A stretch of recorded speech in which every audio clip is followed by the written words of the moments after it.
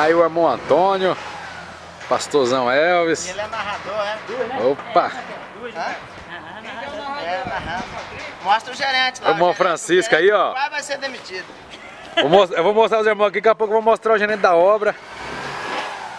Tem gerente da obra também, é? Tem, mano. Deixa eu